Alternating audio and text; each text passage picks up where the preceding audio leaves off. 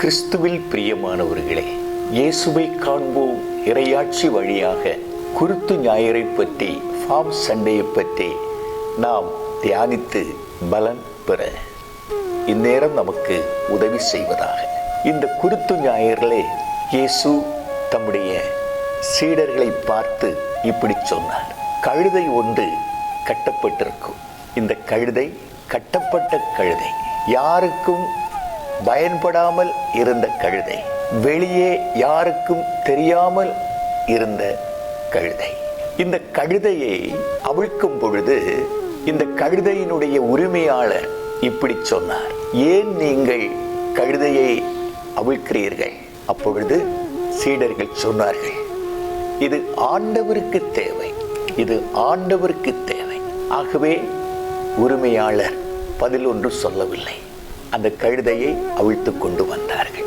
அன்புக்குரியவர்களே, இந்த கழுதை ஆண்டவருக்கு தேவை என்று சொன்னது போல உங்களுடைய வாழ்வு ஒருவேளை கட்டப்பட்ட, பயன்படாத, யாருக்கும் தெரியாத கழுதையாக உங்களுடைய வாழ்வு இருந்தால் நீங்கள் ஆண்டவருக்கு தேவை.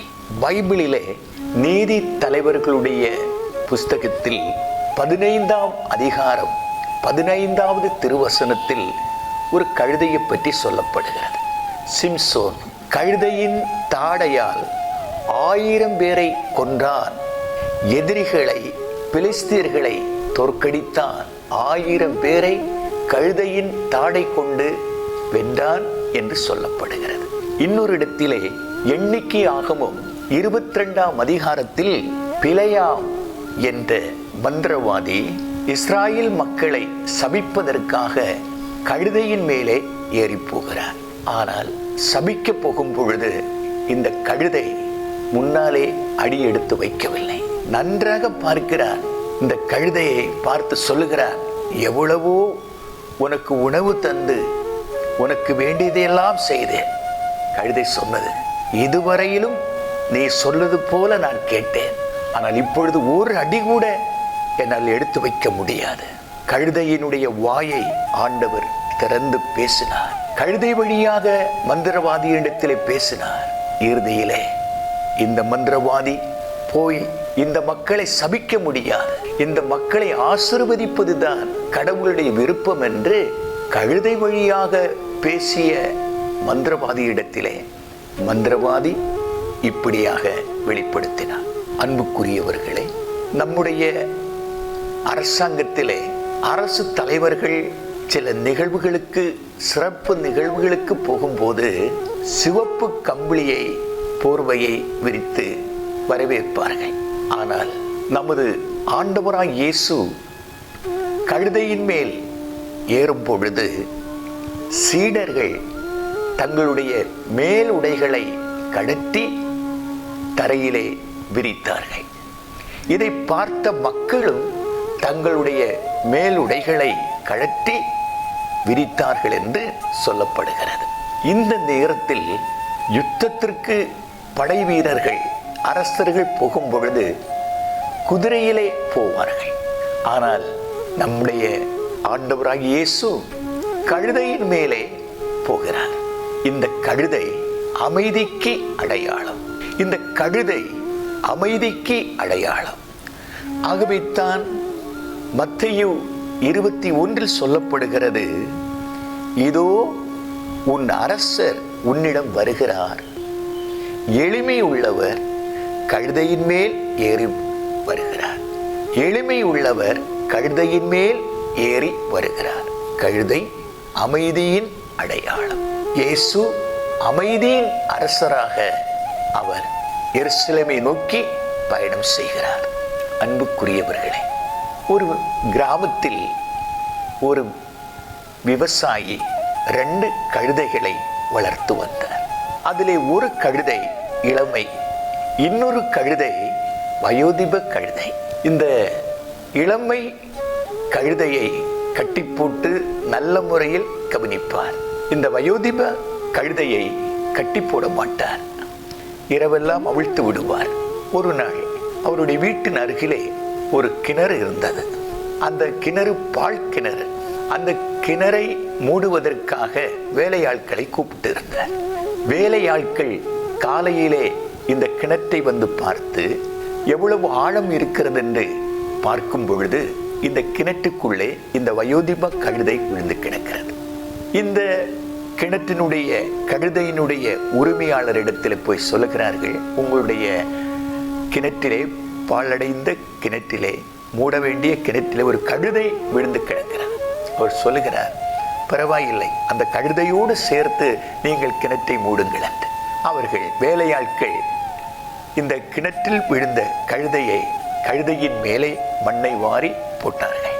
மதிய வேளை ஆகும் பொழுது இந்த கிணற்றினுடைய இந்த கழுதையினுடைய உரிமையாளர் கேட்கிறார், கிணறு எவ்வளவு தூரம் மூடிவிட்டது என்று.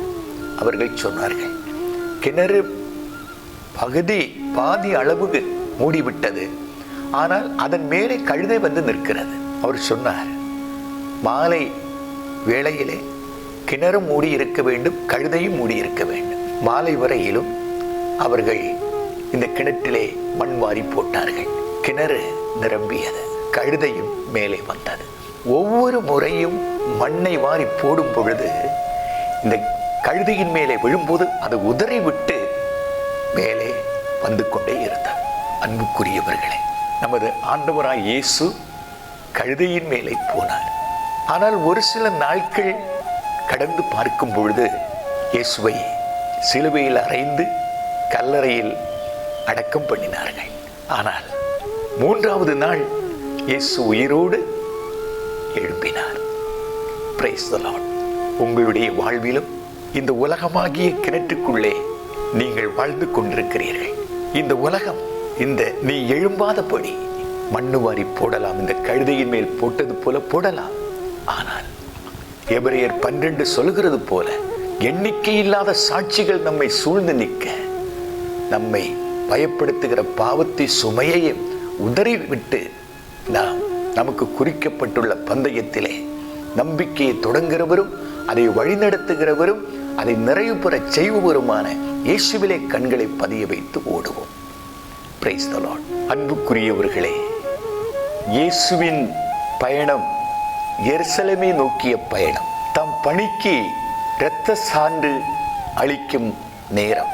இந்த இயேசுவை கழுதையின் மேல் ஏற்றி எல்லா மக்களும் ஓசன்னா என்று பாடினார்கள்.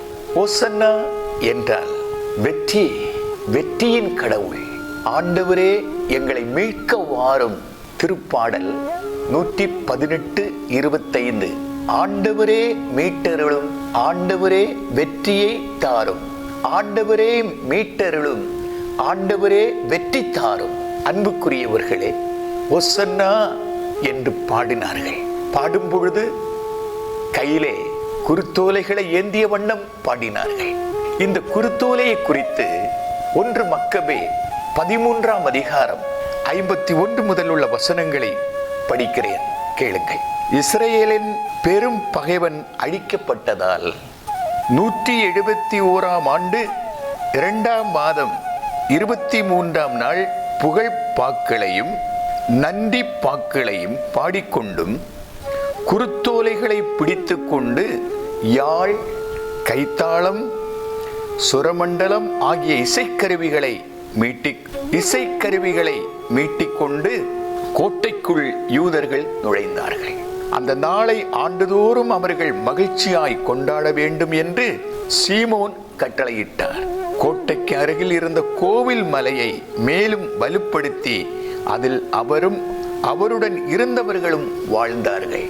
ஆகவே பகைவன் அழிக்கப்பட்டதை எண்ணி மகிழ்ச்சியோடு, புகழ் பாக்களோடு, நன்றி பாக்களோடு குருத்தோலைகளை கையில் ஏந்தி கொண்டு எருசலேம் நோக்கி சென்று எருசலேமினுடைய மலை பகுதியை கட்டி எழுப்பினார்கள். கோவில் மலைப்பகுதிகளை கட்டி எழுப்பி அதில் வாழ்ந்தார்கள் என்று சொல்லப்படுகிறது.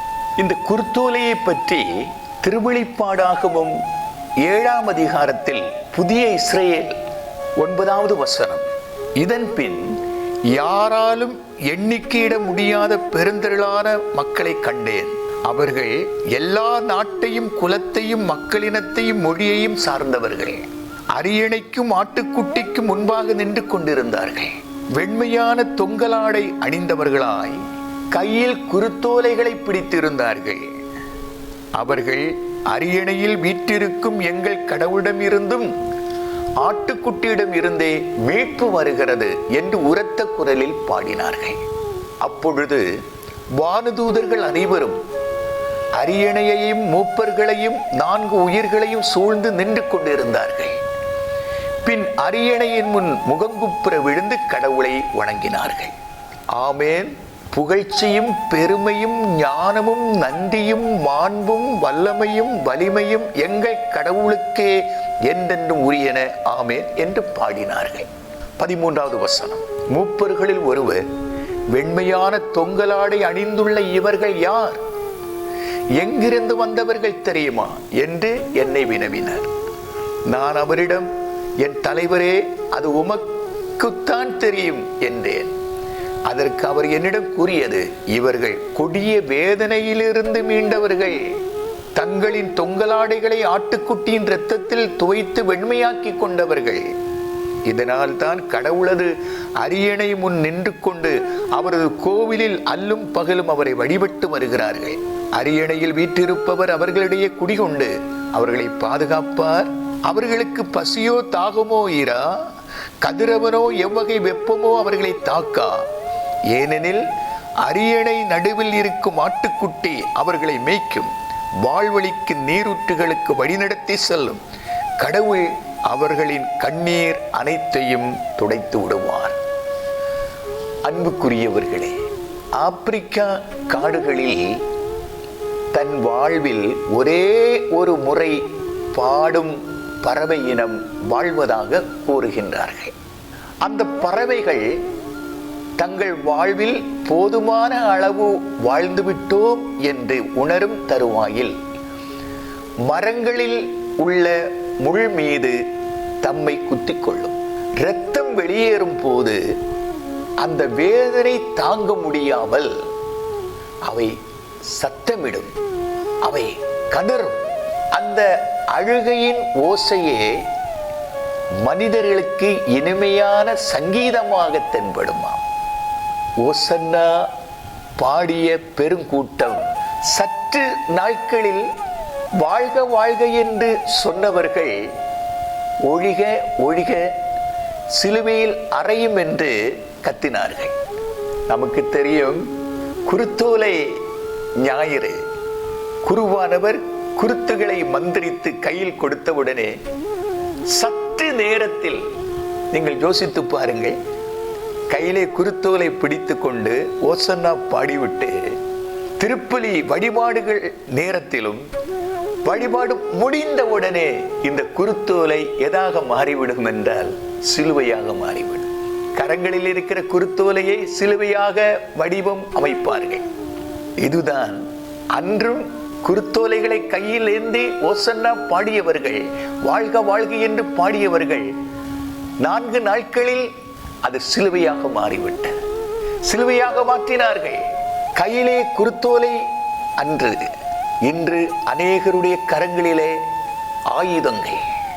வாயில் ஒழிக ஒழிக என்று சொல்லக்கூடிய சிலுவையிலே அறியப்படுகிற வாழ்க்கை அழிக்கின்ற இயேசுனுடைய காலத்தில் ஓசன்னா பாடியவர்கள் சற்று நாட்களில் அதே வாயில் ஒழிக ஒழிக சிலுவையில் அறையும்.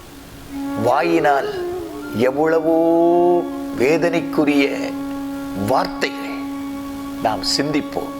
பிரியமானவர்களே, பாஸ்கா பண்டிகையில் எருசலேமில் 50,000 மக்கள் கூடுகின்ற ஒரு விழா. ஆனால் இந்த பாஸ்கா பண்டிகையில் 1.5 லட்சம் மக்கள் பல பகுதிகளில் இருந்தும் எருசலேமுக்கு வந்தார்கள். இந்த எருசலேமினுடைய அருகில்தான் ஒலிவ மலை இருக்கிறது. இதனுடைய அருகில்தான் கெதரோன் பள்ளத்தாக்கு இருக்கிறது. இந்த 5000 பேர் இருக்க வேண்டிய இடத்திலே 1.5 லட்சம் மக்கள் கூடும் பொழுது அதிலே அவர்கள் இருப்பதற்குள்ள இடம் வசதி இல்லை. விழாவில் கலந்து கொள்ளும் போது அவர்களுக்கு இடவசதி இல்லை.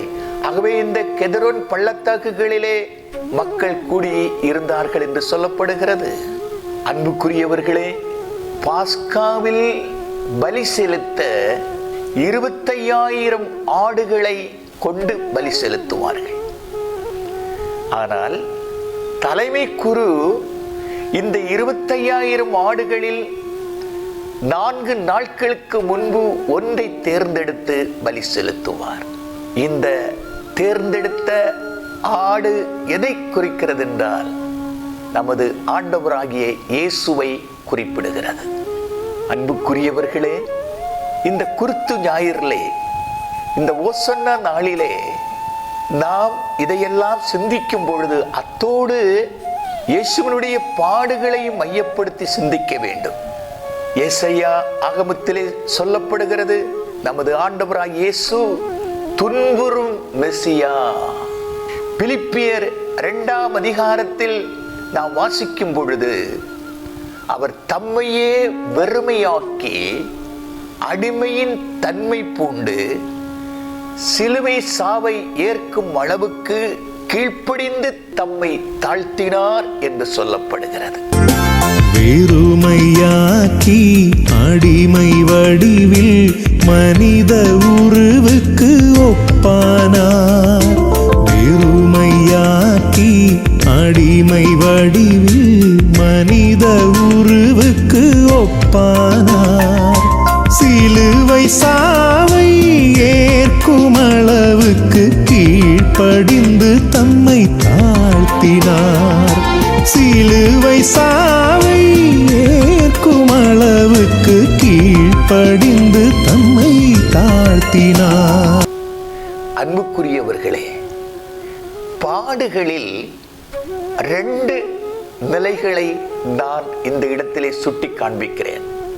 ஒன்று துரோகம், இன்னொன்று கைவிடுதல். ஒன்று துரோகம், இன்னொன்று கைவிடுதல்.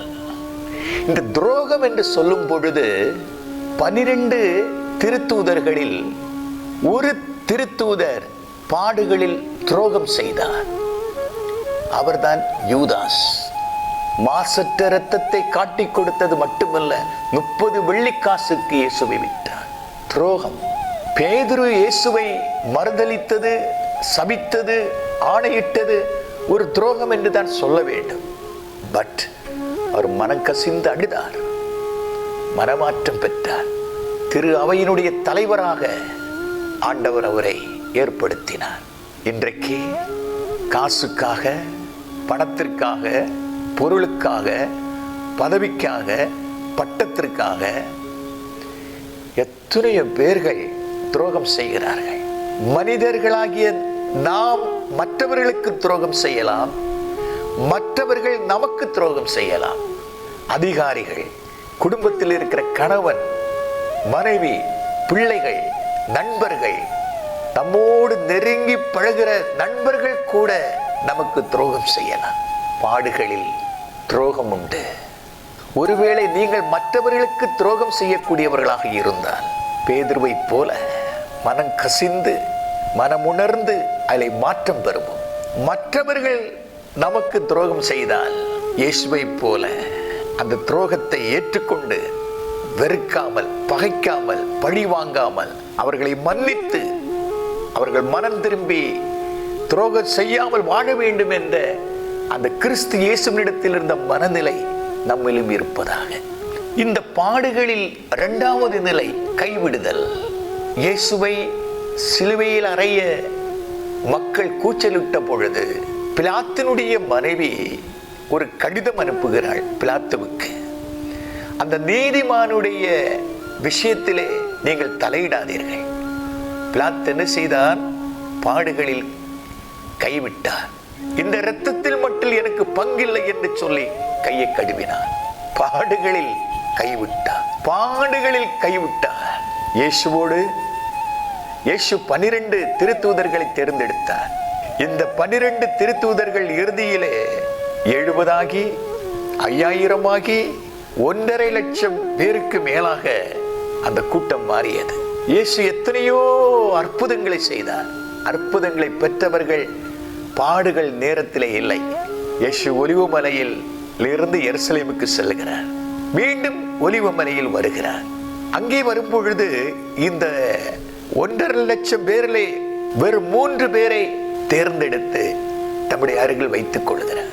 இயேசு மனம் உடைந்து மனம் கசிந்து, இந்த துன்பக்கலம் என்னை விட்டு அகலட்டும், ஆனாலும் என்னுடைய விருப்பம் அல்ல, உங்க சித்தம் திருவுளம் நிறைவேறட்டும் என்று ஜெபித்தார். கொஞ்ச நேரம் விழித்திருந்து ஜெபிக்க சொன்னார். அவர்களால் இருக்க முடியவில்லை. பாடுகளில் கைவிடுதல், பாடுகளில் கைவிடுதல். இயேசு திருப்பாடல் 22 மையப்படுத்துகிறார்.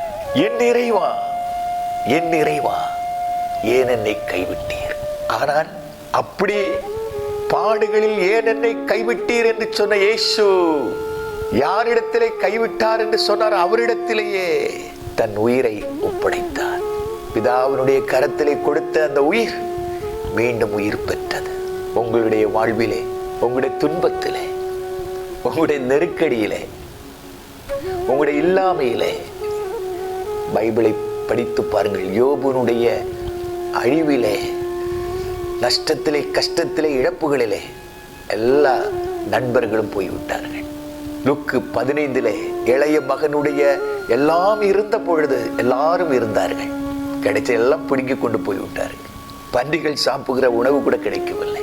பாடுகளில் கைவிடுகிற நிலை, பாடுகளில் கைவிடுகிற நிலை, பாடுகளில் கைவிடுகிற நிலை. உங்களுடைய வாழ்க்கையிலும் ஒருவேளை பாடுகளில் துரோகம் செய்கிற நிலை, பாடுகளில் கைவிடுகிற நிலை. நீங்கள் துரோகம் செய்கிறவர்களாகவும் கைவிடுகிறவர்களாகவும் இருந்தால் இந்த நல்ல நாளிலே மனம் மாறும். உங்களுக்கு யாராவது துரோகம் செய்தால், உங்களை யாராவது கைவிட்டால், இயேசுவை போல பிதாவினுடைய கரத்திலே, இயேசுடைய கரத்திலே கொடுத்து அவரை மையப்படுத்தி வாழ்விலே கடந்து போவோம். இயேசு உடனிருந்து நம்மை நடத்துவார். ஆண்டவரே, எங்களுக்கு வெற்றியை தாரும். ஒசன்னா, ஒசன்னா, ஒசன்னா.